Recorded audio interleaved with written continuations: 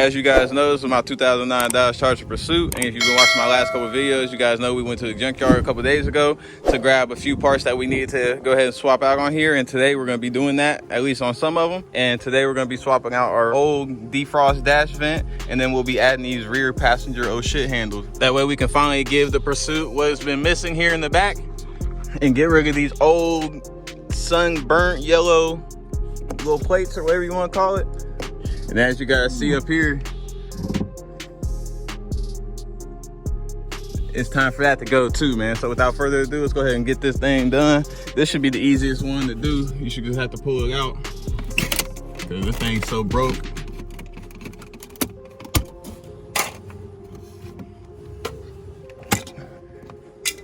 Oh, there's a police wire or something right here.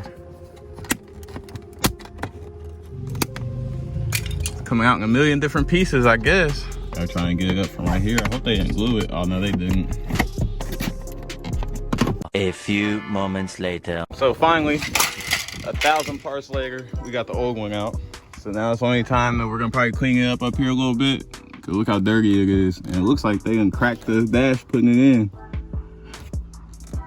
Or somebody else did that because it looked like they tried to glue it. That's crazy. Probably whoever did that wire in there. But right now we got it cleaned the best we can at least.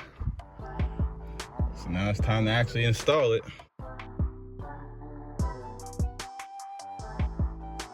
So we got that side ready.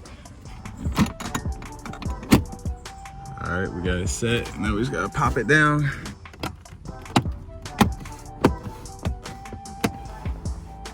This side don't seem when it pop in, so it might be my dash. Oh, there it go. But it kind of it indents a little bit right there for some reason.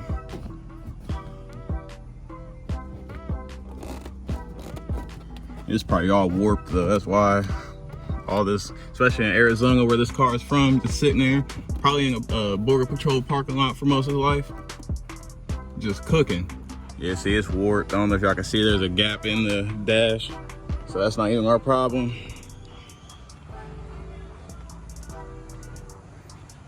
But it's in, it's not cracked anymore. So at least it looks a little bit better. Then I'm gonna have to clean the dash. It still got some glue on it from the police lights that was up here. Same thing on the windshield, still got some residue from the glue.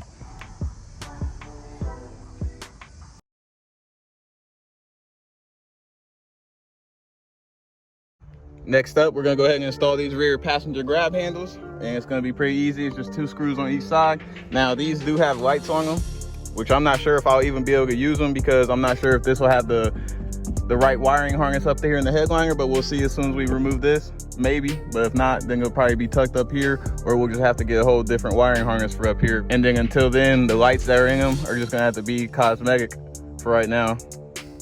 But we'll get it figured out. But it's hot, so I ain't gonna bore you guys. It's just, like I said, 2 screws, so I'll see you guys here in a second once I get them off. And of course they're off, but I'm not seeing any wires up there or feeling any wires. So obviously the lights are gonna be just for looks for right now, but we're still gonna put them in because they're gonna look a lot better. As y'all can see, they're gonna look a lot better. And look at the color on this. It's supposed to be that, but it looks like that. Let me go ahead and put these in real quick and I'll see y'all here in a second. A few minutes later. And just like that, we got both of them installed, which look way better. As y'all can see from before, these are still a little bit yellow up there, which I cleaned them the best I could. Way better than this. As y'all can see, it actually matches the headliner. Now we got the new defrost vent in. We got the grab handles in. And then if you watched my last video, you seen that we installed these steering wheel controls, even though they're not working right now because I actually gotta go and swap either the steering control module or the clock spring. That way we can go ahead and get these to work to control our gauge cluster up there. But other than that, on the interior, really the only things left telling you that it's a cop car is that dome light up there. And then the fact that we still got the column shifter because now everything else is swapped out. And then obviously we're gonna have to get some seats later on down the road. But yes sir, she's coming together. Now we are gonna have to give her a real good detail because as y'all can see, it's real dirty down there. But I mean, actually I wipe this out quite often, but since there's nothing but rubber floor, bro, it just collects dirt right back. So I don't know, I'm gonna have to get some floor mats or something. And then probably the fat ass cop or cops that was driving it from before. I don't know if y'all can see, it's got some dents going down into the floorboard right here for some reason. So I'm gonna have to figure that out. But we're gonna go ahead and end up detailing the interior. We're gonna go ahead and give the outside some love too, because we're gonna have to buff it, get some of this dead paint off, and then hopefully go over it, and then we're gonna go ahead and fix some of the scratches that it has, which aren't too bad. But you can see here, when it was a cop car, when they were getting in and out with their gun belt and stuff, it tore all this up, and it even scratched all right here, and then you can see that, I'm guessing from people getting in and out the car with handcuffs, it's all scratched right here, which you can see. I tried to see how deep it was, so it's just surface, luckily. So we're gonna have to hurry up and get that done before it, you know, gets worse. But even though we faking it until we make it on the steering wheel controls and the lights back there, man, we done got almost all the options that it didn't have. We're only missing, I know the RTs and SRTs come with heated seats, dual climate control, and I think automatic headlights. And I think that's mostly everything on the inside that we're missing. So we're not doing bad. The only thing left to do, we're gonna have to go ahead and swap out this fender liner up here, and then we're gonna go up here to the tire shop, because I've been waiting for a couple days for them to get my size in, because they basically didn't have any in my tires the last 2 times I went up there. So for y'all that's been in the comments saying, get front tires, bro, I've been trying. But they said they'll be here in like a day or 2. So I'm gonna go up there, get some new front tires. And like I said, we're gonna swap out this fender liner, and that should be all the parts that I end up getting from the junkyard. The next day. Yeah, man, we about to go ahead and get some front tires for the Charger. Cause y'all can see these are beat.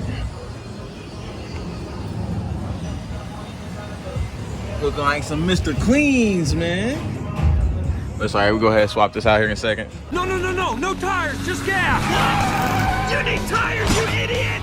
And of course, bro, they ain't have my tires there either. I'm just gonna have to order them offline, I guess, because it's like 6 o'clock now, so all the tire shops are closed again. So it's probably gonna be it for this video, man. We got some stuff done. We still making progress, so I hope y'all enjoyed this video. The next one probably gonna be me hopefully get some tires here soon, and then we'll go ahead and swap out that wheel liner whenever we get the tires put on, so we can knock both of those out in one throw, since they're kind of related, I guess. But since that'll be it for this video, everything looks better.